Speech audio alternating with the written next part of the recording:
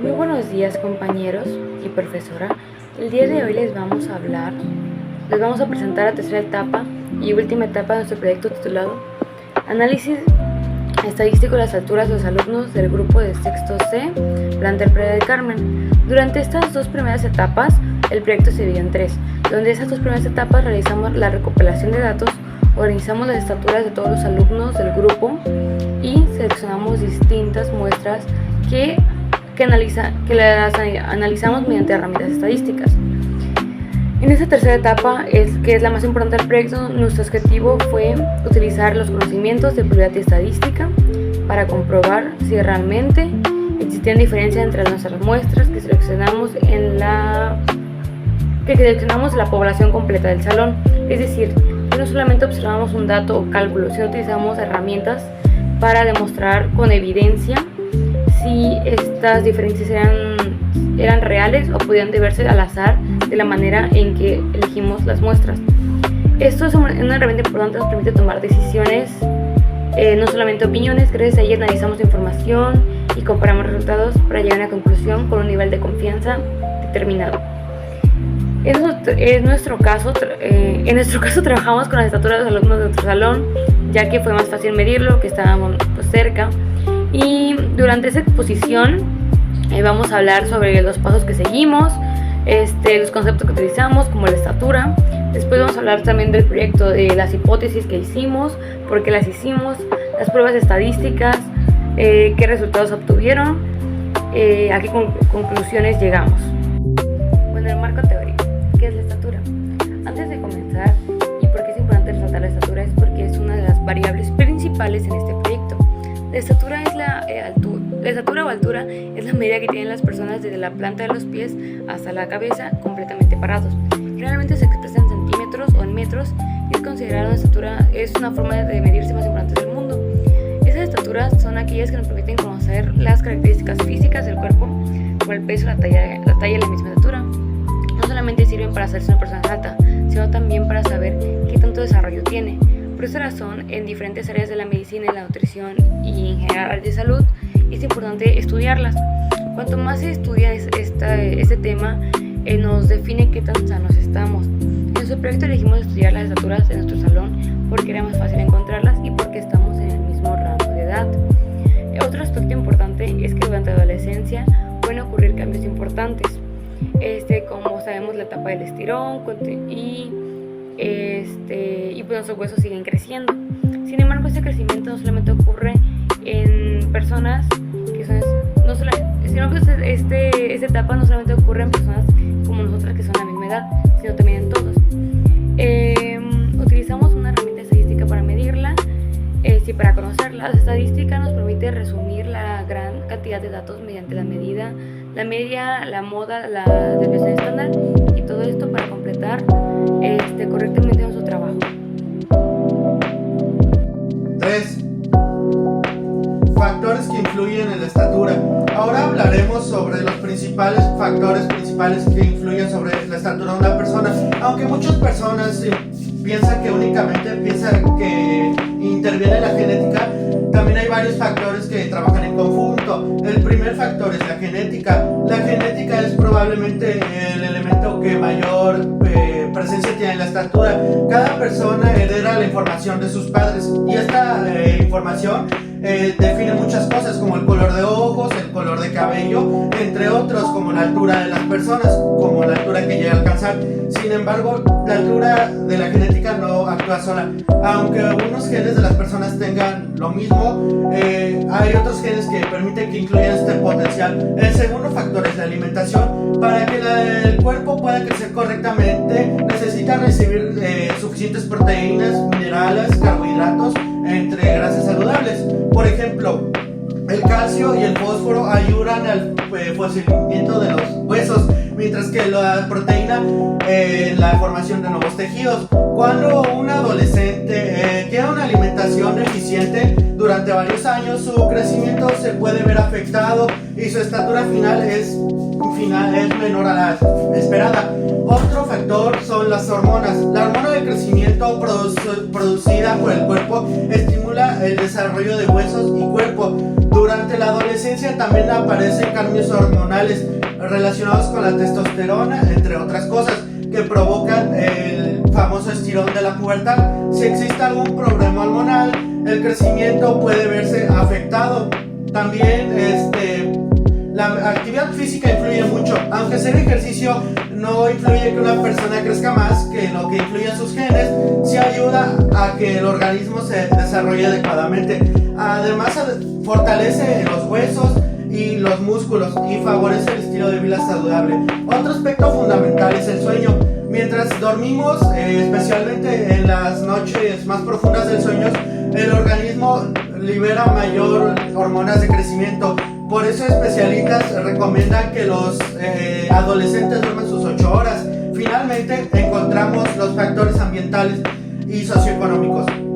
El acceso a una buena alimentación, atención médica, agua potable y educación y condiciones adecuadas de vida también influyen en el desarrollo físico de las personas. Por eso, la estatura se puede ver como un indicador del bienestar de la población. Todo este marco teórico nos ayuda a comprender que la estatura no depende solo de un elemento, sino de la combinación de factores biológicos y económicos. Conociendo estos aspectos, podemos conocer mejor los resultados en nuestro proyecto y analizar las diferencias encontradas entre las muestras y la población. Ahora que ya conocemos la estatura y cuáles son los factores que pueden influir en ella, podemos hablar del objetivo principal, el cual es la diapositiva 4. Nuestro objetivo 4 fue comparar las medidas de 2 muestras con la medida de toda la población del grupo. En otras palabras, queríamos saber si el promedio de la estatura de los alumnos era diferente a los alumnos del salón. En la estadística, comparar promedios es muy importante porque nos permite determinar si un grupo determina correctamente a la población o si presenta características diferentes. En nuestro caso, trabajamos en 2 casos distintas. La primera fue la muestra 2, formada por los últimos 30 datos de la lista ordenada. La segunda fue la muestra 4, seleccionada por conveniencia. Ambas tenían el mismo tamaño, es decir, 30 alumnos, pero fueron obtenidas de manera diferente. La población completa estuvo formada por 46 alumnos del grupo. Al comparar estas muestras con la población, buscamos responder a la población muy importante. Las diferencias entre los promedios son suficientemente grandes para afirmar que ocurrieron por casualidad. Esa precisamente fue la función de la estadística diferencial. No basta con observar que una muestra tiene un promedio un poco mayor, es necesario que se apliquen procedimientos matemáticos que indiquen que esta diferencia es significativa. Si únicamente observamos los números, podríamos llegar a conclusiones equivocadas. Por ejemplo, 2 promedios pueden ser diferentes por unas cuantas centésimas, pero esa diferencia puede ser a la variabilidad natural de los datos.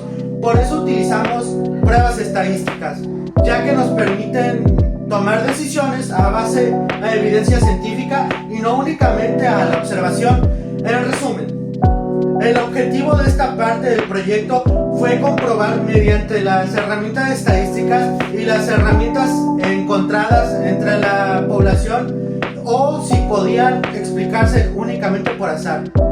Muchas gracias. Los dejo con mi compañero. Ya, corte. 5 hipótesis. Una vez definido el objetivo del proyecto, el siguiente paso fue plantear nuestras hipótesis.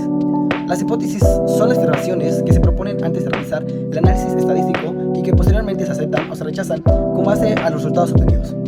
La primera fue la hipótesis nula, conocida como H0.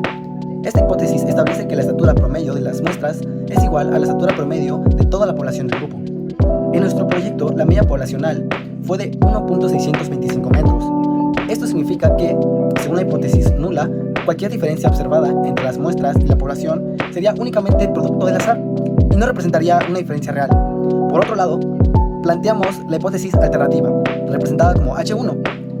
Esta hipótesis afirma que la estatura promedio de las muestras es mayor que la media poblacional. En otras palabras, sospechamos que las muestras seleccionadas presentaban un promedio de estatura superior al promedio general del salón. ¿Okay? Es importante mencionar que una hipótesis no significa que ya conocemos la respuesta. Las hipótesis simplemente representan posibilidades que deben comprobarse utilizando métodos estadísticos. Durante la investigación, nunca debemos decidir únicamente con base a lo que creemos o suponemos.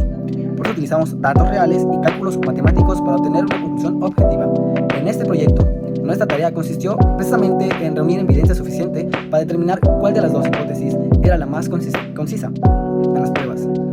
Y los cálculos dicen que las diferencias objetivos, pero si las diferencias fueran suficientemente grandes desde el punto de vista estadístico, entonces rechazaríamos la hipótesis nula y aceptaríamos la hipótesis alternativa. Este procedimiento es uno de los principios fundamentales del método científico, ya que nos permite tomar decisiones basadas en evidencia y no en cosas personales. Ahora explico la diapositiva 6. ¿Por qué utilizamos la prueba T de Student? Bueno, pues después de plantear la hipótesis, el siguiente paso fue elegir la prueba estadística adecuada. ¿Okay? En esta estadística existen diferentes estadísticas para comparar datos y la elección depende principalmente del tamaño de la muestra y de la información que se demuestra de la población. En nuestro caso utilizamos la prueba T de Student y elegimos esta prueba porque las dos muestras estaban formadas únicamente por 30 datos cada una. Cuando el tamaño de una muestra es relativamente pequeño, la prueba T de Student es una de las herramientas más recomendadas para comparar medias. Además, en este proyecto nos enfocamos principalmente en analizar la media de las muestras y compararlas con la media poblacional. La prueba T nos permitió calcular un estadístico de Puebla, que es un número que indica qué tan grande es la diferencia entre la muestra y la población, considerando que también hay mucha variabilidad entre los datos.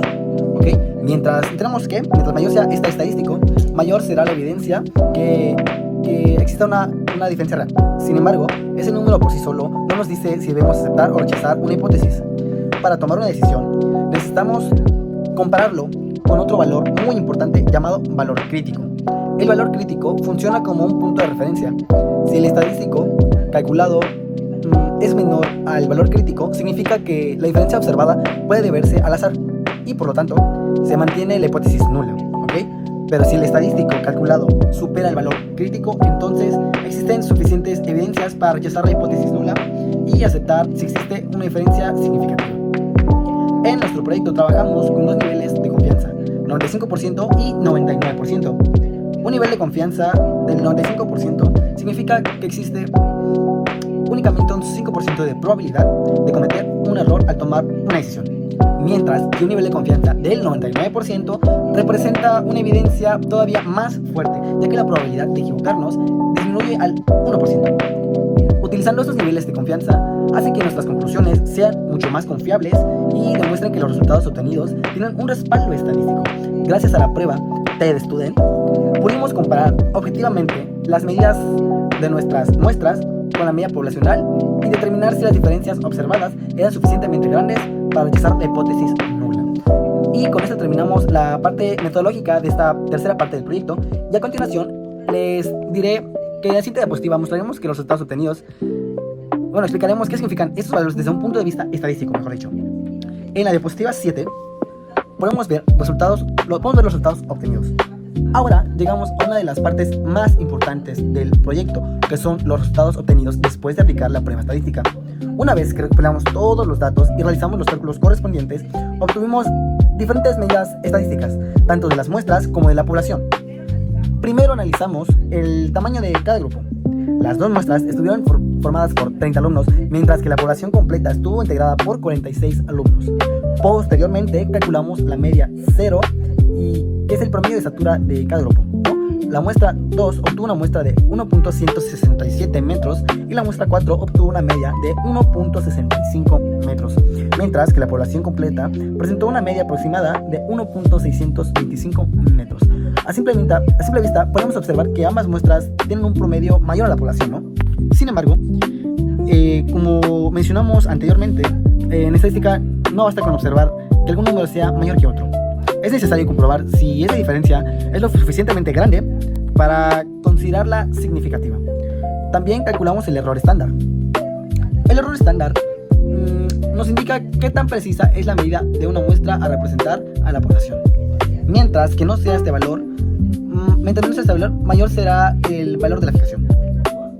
En nuestro proyecto, la muestra 2 tuvo un error estándar del 0.012, mientras que la muestra 4 presentó un error estándar de 0.010. Ambos valores son pequeños realmente, lo que significa que las medidas obtenidas tienen una buena precisión. Después calculamos la desviación estándar. La desviación estándar mide qué tanto se dispersan nuestros datos alrededor del promedio. Si la desviación estándar es pequeña, significa que las mayorías de las estructuras son parecidas entre sí. Si fuera muy grande, indicaría que existe mucha variación entre las alturas de los alumnos.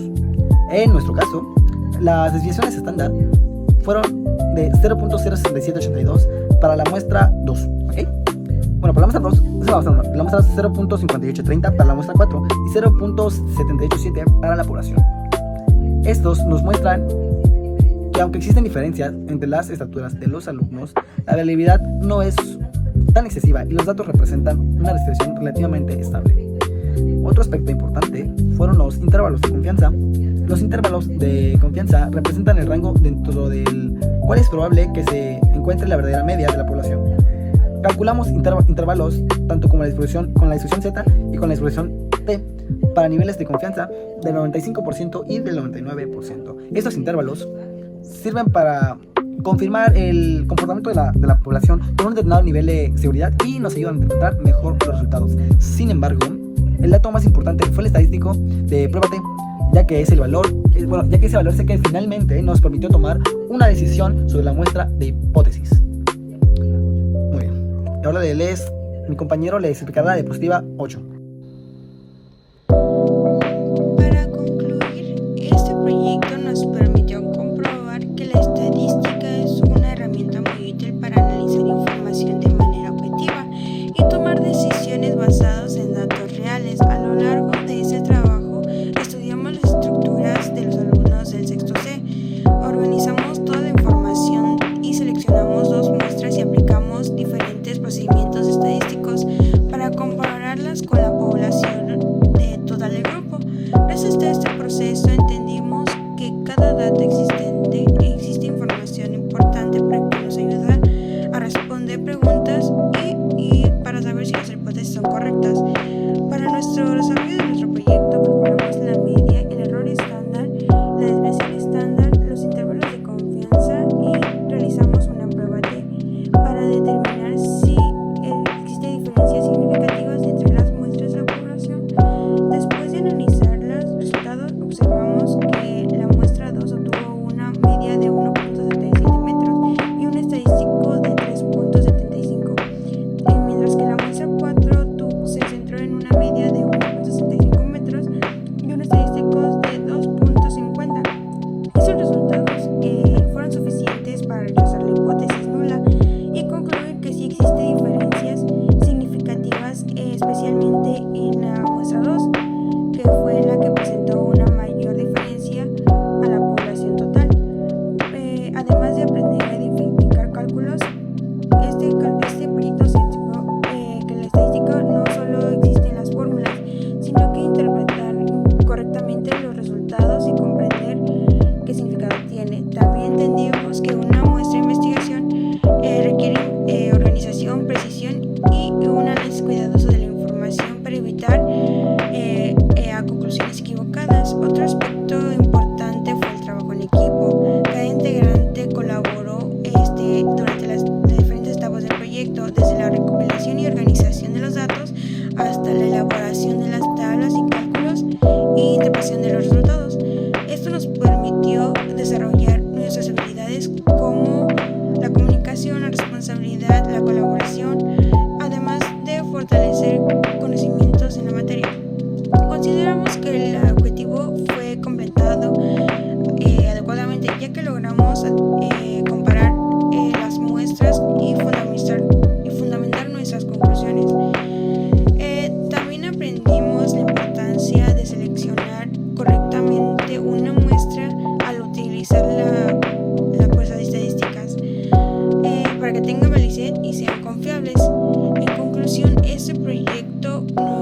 fortaleció nuestros conocimientos sobre la estadística y nos ayudó a desarrollar estadísticas y interpretar información y la importancia de trabajar con datos reales para obtener conclusiones confiables.